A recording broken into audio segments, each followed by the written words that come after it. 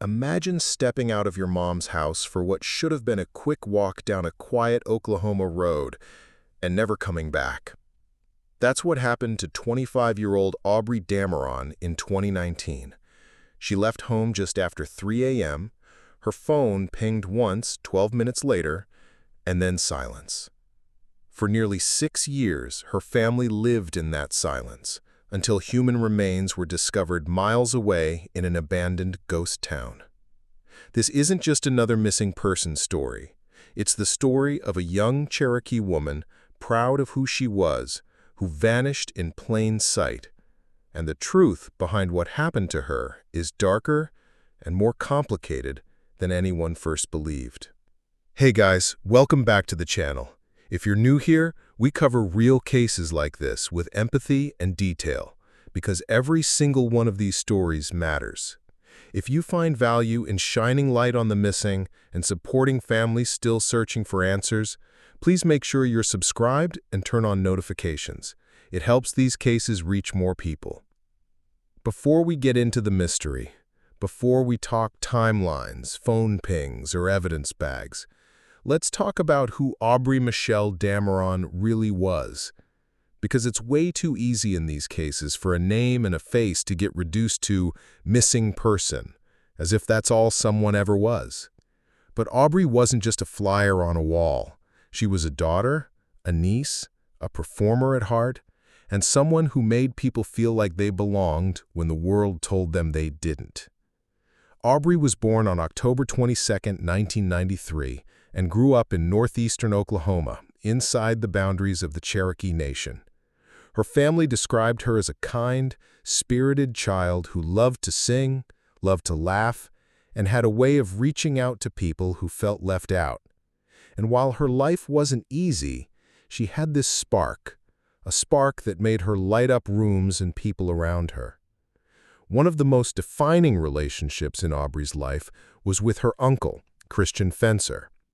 Now, if you hear uncle, you probably think of someone decades older. But Christian was only 6 months older than Aubrey. They were raised together, side by side, and functioned more like brother and sister than uncle and niece. That closeness shaped both of them. They understood each other in ways no one else did. Later on, when they both came out as gay teenagers in a very conservative town, that bond became a lifeline. Growing up wasn't kind to either of them. Aubrey and Christian both faced constant bullying at school.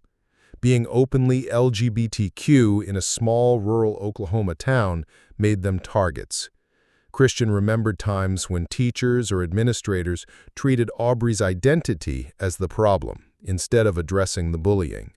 At one point, they were even forced into an alternative school because Aubrey's gender expression was called a distraction. Just think about that. Instead of protecting her, the system punished her for existing. But even in that environment, Aubrey found ways to be herself. She identified as a transgender woman and later as Two-Spirit, a Cherokee cultural identity recognizing that some people embody both masculine and feminine spirits. That identity wasn't just a label for her. It connected her to her culture and gave her strength when her surroundings tried to tear her down. It made her proud. Her aunt, Pam Smith, said Aubrey had this amazing way of handling cruelty. Most of us, when bullied, lash out or withdraw. Aubrey didn't. She prayed for the people who mocked her. She asked for kindness on their behalf instead of revenge. That wasn't weakness. That was strength. To meet hostility with compassion takes something extraordinary. She was also known for her warmth. Christian said she was the type of person who greeted you with a hug and told you she loved you, even if you barely knew her. Aubrey noticed the outsiders in a room, the kids sitting alone, the people who didn't fit in. She made a beeline for them. She had this instinct to lift up the people who were being pushed down. At home, she loved to perform. Her family remembered her standing on the coffee table, turning it into a stage. She'd belt out songs, sometimes making up her own little performances, dreaming of becoming a singer or actress one day. The dreams were big, but poverty and lack of opportunity limited her path. She didn't get professional training or expensive lessons, but that didn't stop her from dreaming. That creative, playful spark stayed with her. Of course, her life wasn't all light. Aubrey's relationships with some of her immediate family members were strained. When she came back to Oklahoma in 2018, she lived with her mother, Jennifer Bird, her stepfather, and her biological brother. Reports suggest those relationships were not always supportive. There were even accounts of a physical altercation with her stepfather. Unlike the bond she had with Pam and Christian, Aubrey's relationship with her brother seemed distant, even unsupportive. Later, after her disappearance, their lack of urgency and detachment would raise painful questions. Just before returning to Oklahoma, Aubrey had been living in New Mexico with a boyfriend. During that time, she underwent breast augmentation surgery as part of her transition. It should have been a time of affirmation, but instead, Aubrey confided to her aunt that the relationship wasn't healthy. She felt like she owed him for helping with the surgery. Pam said Aubrey would cry when she talked about leaving him. Eventually, she did make the difficult choice to walk away and come back home, though home wasn't exactly the safe haven she deserved. On top of all of that, Aubrey lived with epilepsy. She needed daily anti-seizure medication. People who knew her said she never went without it. It was too risky. That detail may sound clinical, but it's deeply human. It meant she lived every day balancing vulnerability and strength. Later, when investigators found her medication left behind at the house, it became one of the loudest alarm bells. Despite the weight of everything she carried, discrimination, strained family ties, health struggles, Aubrey kept her core relationships strong. She leaned on Pam and Christian constantly, calling and texting them often. They were her safe space, her confidants. And that's why they noticed right away when something felt off. In the weeks leading up to her disappearance, Aubrey reached out less often than usual. The calls and texts slowed down. At the time, it just felt odd. In hindsight, it feels ominous. But none of these struggles ever erased who she was at her core. Aubrey was resilient. She didn't hide who she was, even when people tried to make her. She held fast to her Cherokee culture, embracing her two-spirit identity as something sacred. She was creative, she was funny, she was inclusive. She was the girl climbing onto the coffee table to sing, the young woman who hugged strangers, the niece who texted her aunt, "I love you." She was light in a place that often tried to dim her. When we talk about Aubrey now, 6 years after she vanished, it's easy to get lost in the case file, in the searches and the rumors. But before any of that, she was a young woman trying to carve out a life for herself, fighting to be authentic in a world that didn't make it easy. And that's the version of her we have to hold on to. Because when you really understand who Aubrey was, the kindness she carried, the resilience she showed, the dreams she dared to dream, it makes the injustice of what happened to her all the more devastating. This wasn't someone who just left. This wasn't someone drifting through life. This was someone who mattered. Someone who fought hard to live as herself. Someone who deserved so much better than what the world gave her. The last night anyone saw Aubrey alive was March 8th, rolling into the early hours of March 9th, 2019. It was an ordinary evening on the surface, but what happened between 3:30 and 3:42 a.m. has haunted her family ever since. Her mom, Jennifer Bird, later told investigators that she woke up in the middle of the night to use the bathroom. As she walked through the house, she saw Aubrey, already dressed in her black leather jacket, black skirt, tights, and boots. At that hour, in that outfit, it was clear she wasn't just stepping outside for a smoke break or to grab something from the yard. Aubrey was heading somewhere. When Jennifer asked, Aubrey said she was going to meet someone. That was it. No details, no names, no clarification. Just to meet someone. And then she was gone. Now, depending on which family member you ask, the story doesn't line up exactly. Jennifer has consistently said she saw Aubrey heading out the door around 3:30 a.m. But there are accounts that Aubrey's brother may have followed her out of the house and asked where she was going. Other versions say only Jennifer saw her. Aubrey's aunt, Pam Smith, later admitted she'd heard multiple conflicting stories from inside that house, and those contradictions raised red flags for her from day one. When the people who were supposedly there can't give a consistent account, you have to wonder why. What we do know is that Aubrey left some crucial items behind. Her purse stayed at the house. So did her epilepsy medication, which she depended on daily. People who live with epilepsy don't casually walk out at 3:30 a.m. without their meds. It's not just inconvenient, it's dangerous. That alone should have told anyone in the home that night that something wasn't right. The other anchor detail comes from her phone. A detective later told the family that Aubrey's phone pinged at 3:42 a.m., just 12 minutes after she was seen leaving, and it pinged only about 100 yards from her mother's house. That's basically next door in rural Oklahoma terms. After that, nothing. The signal cut off and the phone never pinged again. To this day, her phone has never been recovered. Did it die? Was it shut off? We don't know. What's certain is that Aubrey's digital life stopped cold within sight of her own front porch. And here's where things get especially frustrating. No one in her immediate family went out searching that night. No headlights sweeping the roads, no neighbors called, not even a quick drive around the block. They all went back to sleep, and hours passed before anyone sounded the alarm. Even worse, Pam and Christian, the two people Aubrey trusted the most, weren't even told Aubrey was missing. In fact, they didn't find out Aubrey was missing until nearly a week later, when a friend messaged them on social media. By then, precious time had already been lost. The official missing person report wasn't even filed until March 11th, 2 days later, and not by her mom or stepdad, but by her brother's girlfriend. That detail has always stuck with people following the case. The ones who lived with her under the same roof didn't push the button. It was someone orbiting the family, watching from the outside, who finally said, "We need to call this in." When Pam did eventually contact the Delaware County Sheriff's Office to confirm, she ran headfirst into a wall of indifference. She spoke to Captain Gail Wells, who insisted Aubrey wasn't really missing. He suggested her lifestyle meant she might have just left on her own.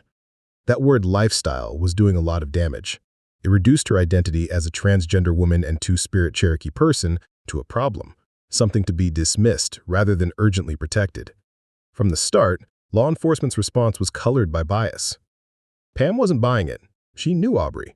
This was a woman who called and texted her aunt and uncle regularly, who depended on daily medication, who didn't have a car or easy transport. She wouldn't vanish for days without a word. The sheriff's attempt to paint her as someone who just left rang hollow and honestly insulting. The contradictions inside the family didn't help either. Different versions about who saw her last. Disagreement over whether she took her phone. In some tellings, Jennifer said Aubrey left without it, but records show the phone pinged, which means it had to be with her at least until 3:42 a.m. Was this simple misremembering in a stressful moment, or was someone changing their story? These kinds of contradictions are the kinds of things investigators circle with red pen. When the search did finally begin, it was Pam and Christian who carried it forward.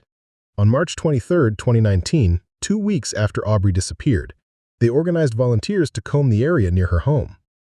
That's when they found something chilling, a bloody sock about half a mile east of the house.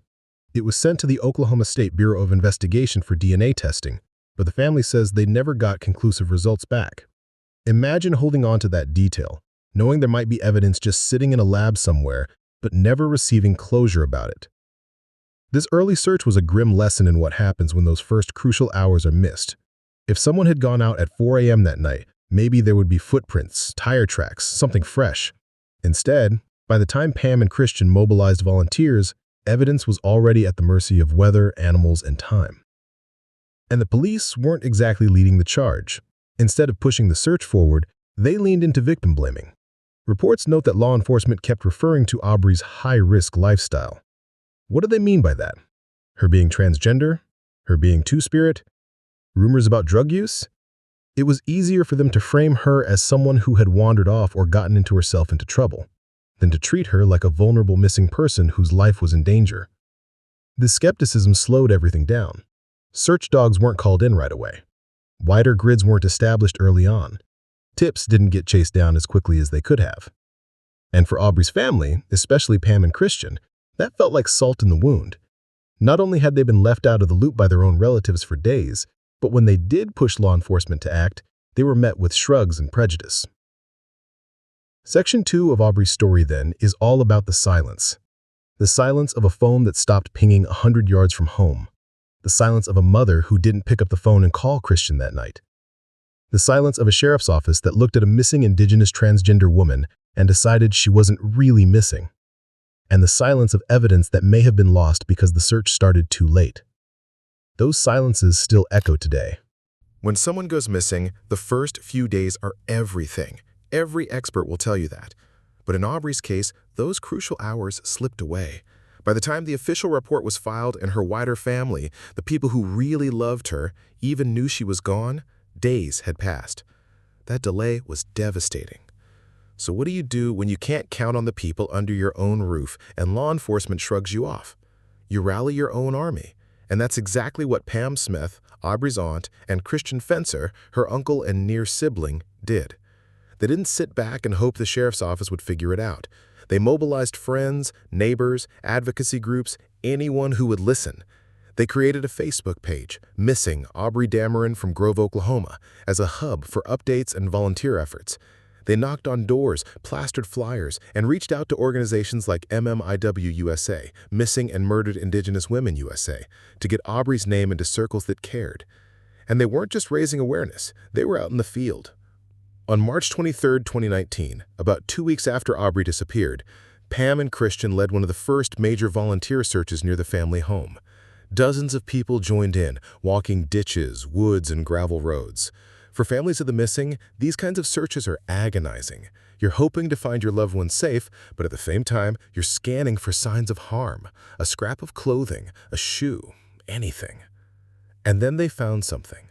About half a mile east of the house, searchers came across a bloody sock. It was exactly the kind of discovery that makes your stomach drop. Could this be Aubrey's? Was this proof she'd been attacked nearby? The sock was turned over to the Oklahoma State Bureau of Investigation for DNA testing. For a moment, it seemed like this could be the breakthrough everyone was desperate for. But nothing came of it. The family says they never got conclusive results back. To this day, it's unclear whether that sock had any connection to Aubrey at all. For Pam and Christian, it felt like another example of evidence being mishandled or at least deprioritized. You put yourself through the trauma of finding something like that, and then the system leaves you with a question mark. Months went by. No answers. In November 2019, a nonprofit group called Crossroads Canine Search and Rescue came to Oklahoma to help. They brought in 4 trained cadaver dogs and spent hours combing Aubrey's family property and the surrounding area. The dogs alerted in 2 places. First, they signaled at a tarp in a shed in the backyard of Aubrey's family's property. Imagine how chilling that must have been for Pam and Christian, standing there watching trained dogs indicate possible human scent in a place so close to home. Authorities collected the tarp, but again, nothing conclusive was ever reported back to the family. The dogs also alerted at a nearby pond. Investigators took it seriously enough to drain about 3 feet of water and skim the surface. Volunteers held their breath, waiting for a sign. But again, nothing. No trace of Aubrey. It's hard to explain how exhausting that kind of roller coaster is. First the bloody sock, then the tarp, then the pond. Each time hope spikes, then drops. It's emotional whiplash for the people searching, especially when those closest to Aubrey felt like law enforcement wasn't giving them clear answers or updates. There were other searches too. Earlier in 2019, a tip led volunteers to an area near the town of Kenwood. People had reported a possible shallow grave. Searchers dug and uncovered a black leather jacket, eerily similar to the one Aubrey was last seen wearing. For a week, volunteers and dogs combed that site, hoping it would yield answers.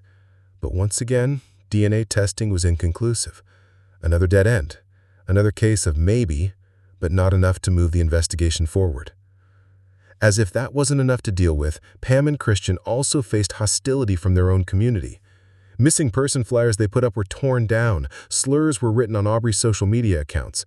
Some locals whispered ugly things about her being transgender, two-spirit, or about rumors of drug use, as if that somehow explained her disappearance. This wasn't just hurtful, it was dangerous. Because when communities turn on the victim, it gives law enforcement cover to do less. It creates this narrative that maybe she ran off or was living a risky lifestyle, instead of treating her like what she was, a vulnerable young woman who vanished under suspicious circumstances. Pam and Christian knew what they were up against. They leaned harder into advocacy groups who rallied around Aubrey's story.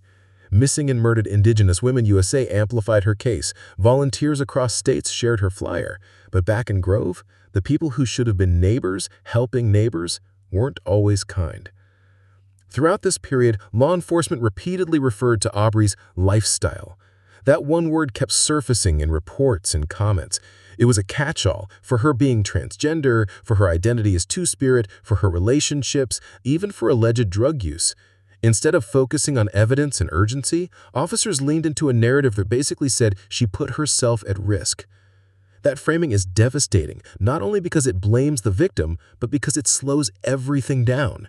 When authorities see someone as less worthy of urgent attention, searches stall, leads don't get chased as hard, evidence doesn't get prioritized. It becomes easier to let the case slide into the background.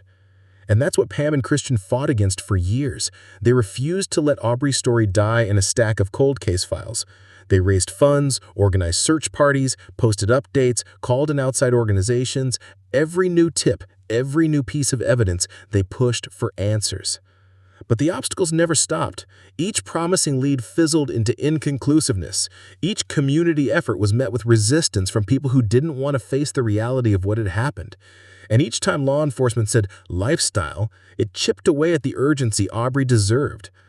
Section 3 of Aubrey's story isn't just about the sock, the tarp, or the pond. It's about the constant uphill battle families face when a loved one goes missing, especially when that loved one is Native, transgender, and two-spirit. It shows what happens when a family has to become the investigators, the search coordinators, the fundraisers, and the advocates, all because the system doesn't move with the speed or seriousness it should. For Pam and Christian, every flyer torn down, every inconclusive lab result, every time a deputy shrugged and said maybe she just left, all of that became fuel to keep going. They couldn't stop because if they did, Aubrey's name might vanish from the headlines and her case might slip into silence. And silence in missing persons cases is the most dangerous thing of all. By 2020, Aubrey had already been missing for over a year. Pam and Christian were still pushing, still organizing searches, still begging for updates, but the official investigation felt stuck in quicksand. The sheriff's office wasn't giving them clear answers. The Oklahoma State Bureau of Investigation hadn't moved things forward, and the FBI hadn't taken a lead role. It looked like Aubrey's case was destined to stall out, until a Supreme Court ruling changed the ground beneath everyone's feet. In 2020, the U.S. Supreme Court decided McGirt v. Oklahoma. The case didn't have anything to do with Aubrey directly, but it ended up reshaping how her disappearance was handled. The court ruled that much of eastern Oklahoma was still legally Native American reservation land, including the Cherokee Nation where Aubrey lived. That ruling meant crimes involving Native citizens like Aubrey no longer fell under the sole authority of state and local police. Instead, tribal and federal authorities had jurisdiction. In other words, Aubrey's case, which had languished under county sheriffs and state agencies, was now officially the business of the Cherokee Nation Marshals and the FBI. For Pam and Christian, this was a bittersweet twist. On the one hand, it meant new eyes could look at the case, eyes that might take it more seriously. On the other hand, it also meant starting over. Files had to be shared, evidence re-examined, interviews revisited. Agencies had to play catch-up on a case already years old. Time had already chewed through so many leads, and now everyone had to retrace steps. By July 2022, investigators from the Cherokee Nation Marshal Service, tribal police, and the FBI were actively reviewing Aubrey's case. They didn't just skim old reports. They went back to the family property with fresh eyes and cadaver dogs. And that's when a chilling detail resurfaced. Search dogs indicated on a tarp in the shed in Aubrey's backyard. There was a substance on it that looked like blood. For Pam and Christian, who had been ringing alarm bells about that shed for years, this was confirmation of what they feared. Evidence might have been sitting in plain sight all along. The tarp was collected and sent for testing. To this day, the public doesn't know the results. If law enforcement knows, they haven't released it. But just the fact that dogs alerted, in Aubrey's own backyard, suggested that the investigation had missed something critical early on. It's hard not to wonder, if law enforcement had taken Aubrey's case seriously in 2019, would that tarp have been tested right away? Would it have yielded something before time degraded it? These are the kinds of questions that haunt families of the missing. As tribal and feral investigators dug in, the focus inevitably turned to the inner circle, the people who were with Aubrey the night she vanished. Her mother, stepfather, and brother all lived in the home. They gave conflicting accounts of what happened that night. Who actually saw her walk out, and did she take her phone or not? Why did no one search for her that night? And why did it take 2 days for a missing person report to be filed, and nearly a week for Pam and Christian to even be told? Investigators didn't publicly name any suspects, but by 2022, it was clear they were re-examining every contradiction, every delay, every inconsistency in the family's story. And Pam was candid about it. She told reporters she had long suspected something was being hidden. That doesn't mean the family was guilty of anything, but it does mean the people closest to Aubrey hadn't been fully transparent. While all of this was happening, Pam was also working on something bigger. Something that would honor Aubrey while trying to protect other families from going through the same nightmare. She partnered with Oklahoma state lawmakers to propose a bill called Aubrey's Alert. The idea was simple but powerful. Create a rapid notification system for missing adults similar to Amber Alerts for children. Aubrey had been 25 when she disappeared, which meant she fell into this weird gap. Too old for Amber Alert, too young for Silver Alert, which is for seniors. That gap cost lives. Pam wanted to close it. But when lawmakers introduced Aubrey's Alert, some legislators balked. Why? Because it was named after a transgender woman. There were people in the Oklahoma legislature who literally said they didn't want to put Aubrey's name on a law. It was prejudice in daylight print. So the bill was renamed the KC Alert, after another missing adult. Pam didn't stop fighting for it, but it stung. The alert existed because of Aubrey's story, but her name was erased from it. Despite that, the law eventually passed, creating a system for missing adults ages 18 to 59. It wasn't everything Pam had hoped for, but it was something. And in its own way, it meant Aubrey's legacy was protecting others, even if lawmakers refused to acknowledge her name. Section 4 of Aubrey's story is all about obstacles. Legal obstacles, jurisdiction confusion until 2020. Investigative obstacles, evidence that may have been overlooked or mishandled in 2019. Social obstacles, prejudice from neighbors, victim blaming from law enforcement, even erasure from lawmakers. But through all of those walls, Pam and Christian kept pushing. They forced agencies to look again. They demanded that Aubrey's name be spoken. They reminded the world that she was more than the sheriff's label of lifestyle. By 2022, Aubrey's case was no longer just a cold file in Delaware County. It was an active investigation under the Cherokee Nation Marshals and the FBI. The tarp in the shed, the closer look at the family, the new jurisdiction, all of it meant the case had a chance of real progress. And then in early 2025, the discovery of her remains would shift everything again. But that's another chapter. For nearly 6 years, Aubrey's family lived in limbo. Every search, every vigil, every Facebook update circled around one haunting question. Where's Aubrey? They held on to hope even as months bled into years, and then at the start of 2025, the answer came in the most gut-wrenching way possible. On January 31st, 2025, 2 people walking near a lagoon in Ottawa County, Oklahoma, stumbled upon human remains. The site was in the middle of the Tar Creek Superfund area, close to the abandoned ghost town of Cardin. If you've never heard of Tar Creek, picture this: miles of land scarred by decades of lead and zinc mining. Abandoned shafts, toxic ponds, rusting machinery, piles of chat rock that stretch like gray mountains. It's an eerie place, practically uninhabited, where you could leave something, or someone, and it might stay hidden for years. The Quapaw Nation Marshal Service responded to the call. At first, the remains were thought to be male. The bones had been exposed for a long time, and the environment had taken its toll. But forensic analysis by the Oklahoma medical examiner told a different story. Just a few days later, on February 5, 2025, officials confirmed the remains were Aubrey Dameron's.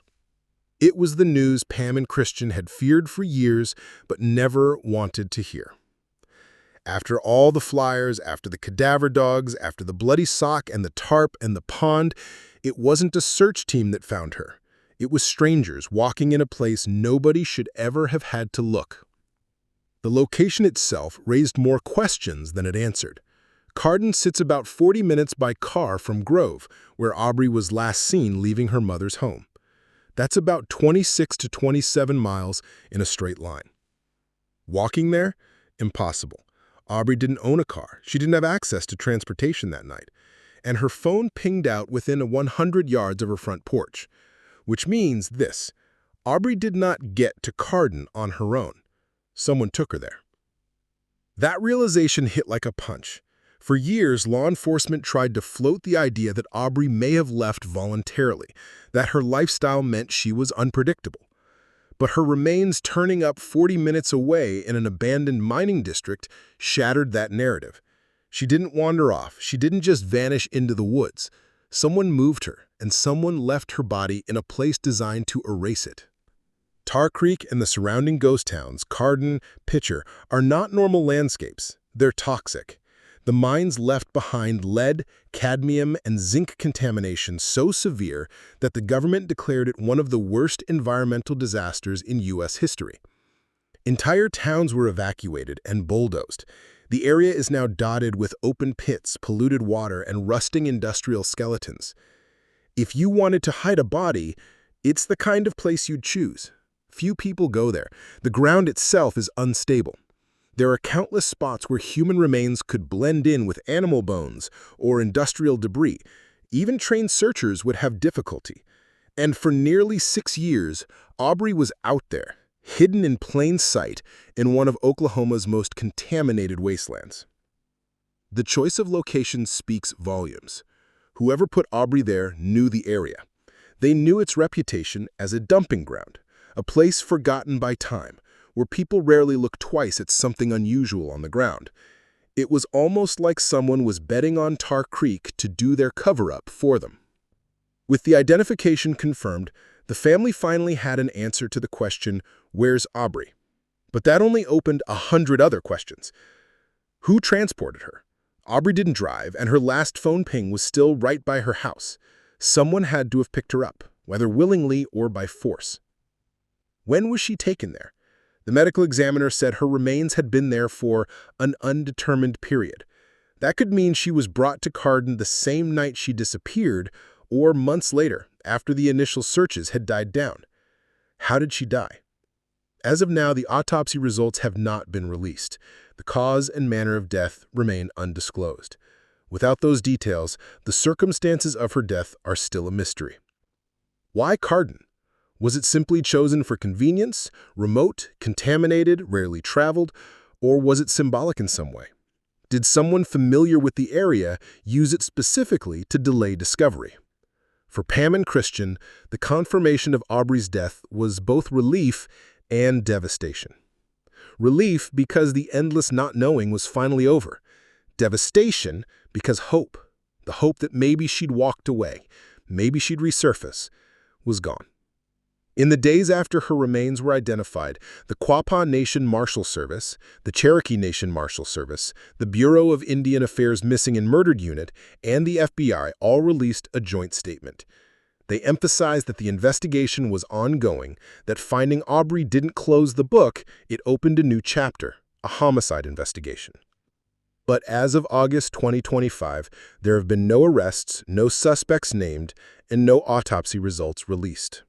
Authorities have been quiet, and the family is still waiting for answers. That silence has been frustrating. Pam, who fought so hard to keep Aubrey's case in the public eye, now has to sit with the reality that her niece's remains were found, but justice is still out of reach. She's expressed gratitude to everyone who searched and advocated, but she's also been clear. The fight isn't over. Someone out there knows what happened. There's something haunting about Aubrey being found in Cardin, a ghost town. It's a place emptied of life, abandoned by its people, poisoned by industry, and yet Even there, Aubrey was found. Even in a place designed to erase, her story refused to be erased. For advocates of missing and murdered Indigenous women and Two-Spirit people, the symbolism is powerful. Aubrey was taken to a poisoned land, hidden in a forgotten town, but her truth still came back.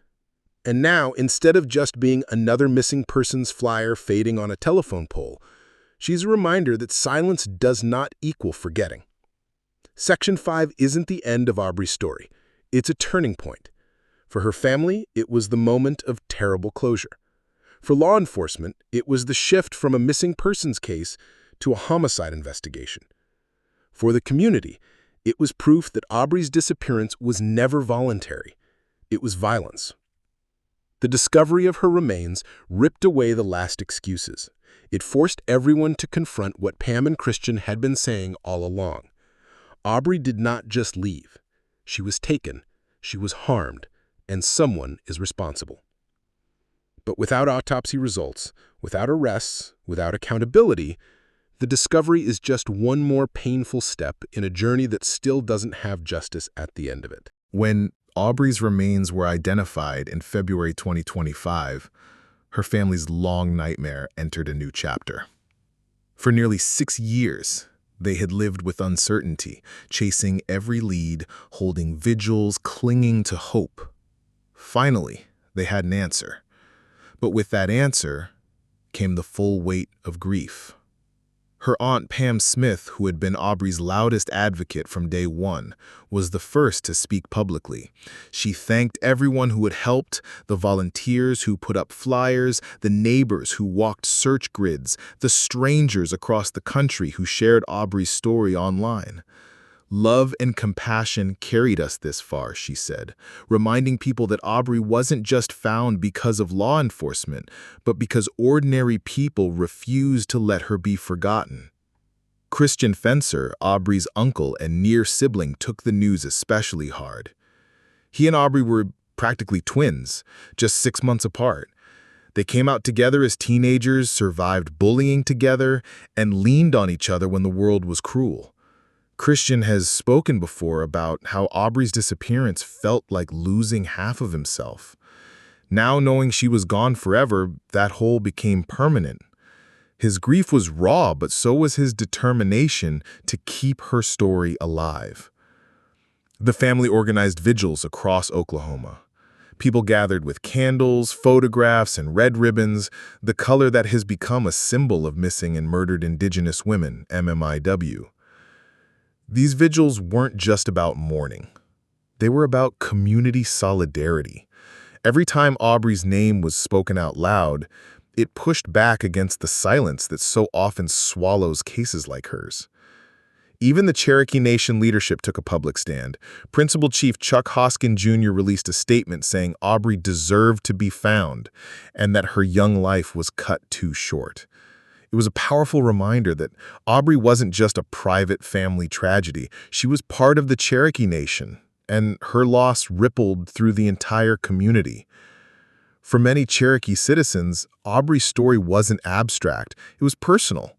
She was one of their own, and her disappearance highlighted how vulnerable Indigenous women, and especially transgender, two-spirited Indigenous women, remain. After the identification, Indigenous nonprofit groups stepped up to honor Aubrey's life. The group Matriarch hosted a memorial service in Oklahoma City, where friends, family, and supporters gathered to share memories. People remembered her laugh, her hugs, her way of making everyone feel included. One attendee told reporters that Aubrey had the sweetest personality and she was kind. That might sound simple, but it was true. Again and again, people described her as someone who reached out to the outsiders, someone who led with love even when she was bullied or excluded herself. These memorials weren't just about mourning. They were about reclaiming her story. They reminded everyone that Aubrey wasn't just a victim. She was a singer on a coffee table, a friend who hugged you tight, a woman who prayed for the people who hurt her. Her story is now part of something bigger. the national conversation around missing and murdered Indigenous peoples, and the specific risks faced by Two-Spirit and transgender Indigenous women. Advocates have pointed to her case as a textbook example of how bias and jurisdictional confusion can derail investigations. The statistics are staggering. Native American women face violence at rates up to 10 times higher than the national average. More than half of Native transgender people report having attempted suicide. Two-Spirit individuals are disproportionately targeted for violence compared to other LGBTQ groups. These numbers aren't abstract. They explain why cases like Aubrey's unfold the way they do. The prejudice she faced, the dismissive attitude from law enforcement, the hostility from some in her community, all of it fits into that larger pattern. For advocates, Aubrey became a symbol. Her face is now on posters and vigils and speeches about MMIW and LGBTQ safety. Her story fuels policy conversations, from the fight to pass Aubrey's Alert, renamed the Casey Alert, to broader pushes for resources dedicated to Indigenous missing persons cases. But for Pam and Christian, they've been careful to remind people that while Aubrey is a symbol, she was also just Aubrey. She was the niece who texted "I love you," the friend who hugged you first, the performer who sang on the coffee table, the young woman who fought to be authentic in a place that didn't always want her to be. If Section 6 teaches us anything, it's that legacy has two sides. On one side, Aubrey's story shines a spotlight on systemic injustice. It exposes the gaps in jurisdiction, the failures of law enforcement, the prejudice that slows down searches for Indigenous and LGBTQ people. On the other side, her legacy is much more personal. It's about remembering her humanity. Because it's easy to say she was part of the MMIW crisis, or she represents Two-Spirit women at risk. But she was also just Aubrey. She was someone who laughed easily, who hugged without hesitation, that dreamed of being a star. She was someone who prayed for her bullies. She was someone who made the outsiders feel like they belonged. When you remember Aubrey like that, you understand why Pam and Christian never gave up.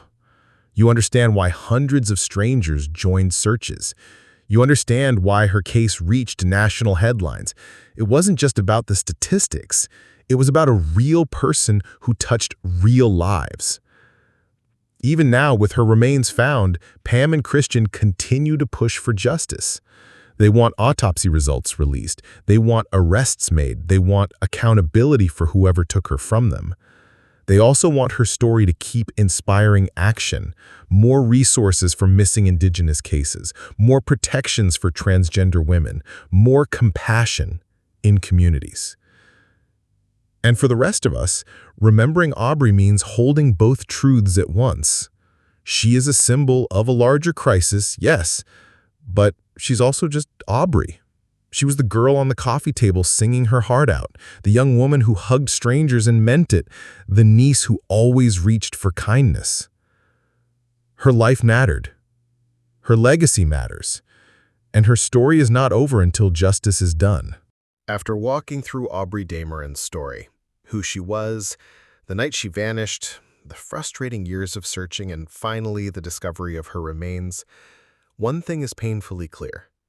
This was a vibrant young woman silenced too soon. Aubrey was not a statistic. She was not just another case file. She was a daughter, a niece, a performer, a friend who hugged people and told them she loved them. She was someone who carried both masculine and feminine spirits with pride, honoring her Cherokee culture. She was someone who dreamed of singing, of acting, of starting fresh in a new place. She lived authentically even when her community pushed back. That's who she was. But when she walked out of her mother's house in Grove, Oklahoma at 3:30 a.m. on March 9, 2019, dressed in black and saying she was going to meet someone, her life was cut short. Within 12 minutes, her phone went dark just 100 yards from home.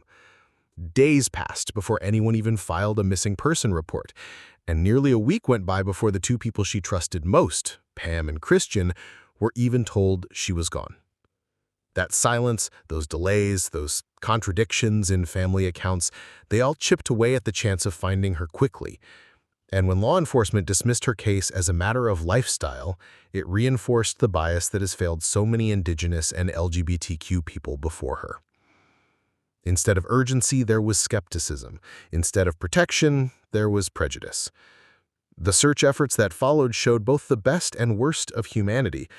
Volunteers found a bloody sock, cadaver dogs alerted in the family shed, a pond was drained, a jacket was uncovered in Kenwood, and yet nothing stuck.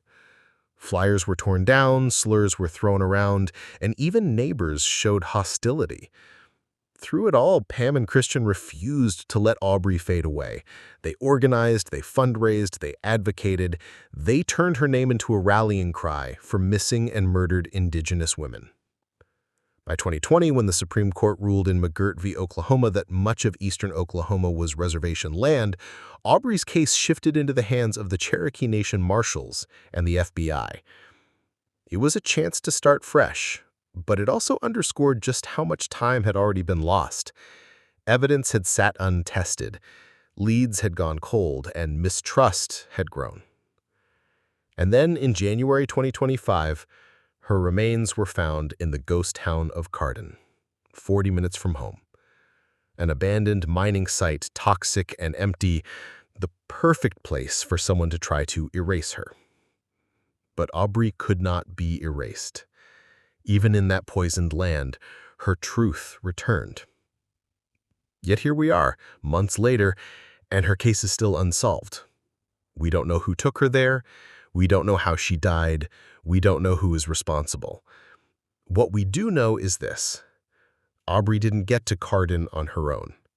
She didn't just wander into a contaminated mining district. Someone took her. Someone chose to leave her there. And that person has not been held accountable. That's the part that's hard to sit with. The fact that Aubrey's family has closure in one sense, knowing she has been found, but no justice in the sense that matters most. They deserve more than silence. Aubrey deserves more than silence. Her story reminds us of the larger systemic issues at play. The bias that made law enforcement slow to act, the jurisdictional confusion that left agencies fumbling over whose responsibility she was, the family fractures that meant the people who loved her most weren't even told she was missing until it was too late. And the broader crisis that Indigenous women, Two-Spirit, and transgender people face every single day, violence rates that are off the charts, a lack of urgency when they go missing, and communities that sometimes turn against them instead of rallying around them. So, where do we go from here? The answer isn't to just watch this video, feel sad, and move on. The answer is to keep Aubrey's name alive, to keep saying her name, to keep sharing her story, to keep pressing for answers. The answer is to support MMIW efforts, the grassroots groups, the volunteers, the advocates who refuse to let these cases die in silence. The answer is to push for accountability, both for whoever's responsible for Aubrey's death and for the systems that allowed her to be dismissed in the first place. Because the truth is, Aubrey was more than a victim. She was a light. She was a hug. She was laughter echoing off a coffee table as she sang. She was resilience, authenticity, and love. She was someone who prayed for her bullies instead of hating them. She was someone who saw the outsiders and made them feel like insiders. She was community. And that's how we should remember her, not just as a case, not just as a tragedy, but as a person who mattered deeply. Aubrey's story isn't over until justice is done, and even then, her legacy will keep speaking, reminding us to be kinder, to fight harder, and to never look away when someone like her goes missing. Because Aubrey was more than a case file. She was love. She was light. She was community. And she deserves so much more than what the world gave her. If you want to help, please share Aubrey's story. Talk about her with your friends and family. Keep her name alive online. Support organizations that fight for missing and murdered Indigenous women and Two-Spirit people. And if you're here watching and you haven't yet, please subscribe to this channel. Sharing these stories, pushing them into the light, is how we make sure people like Aubrey are never forgotten.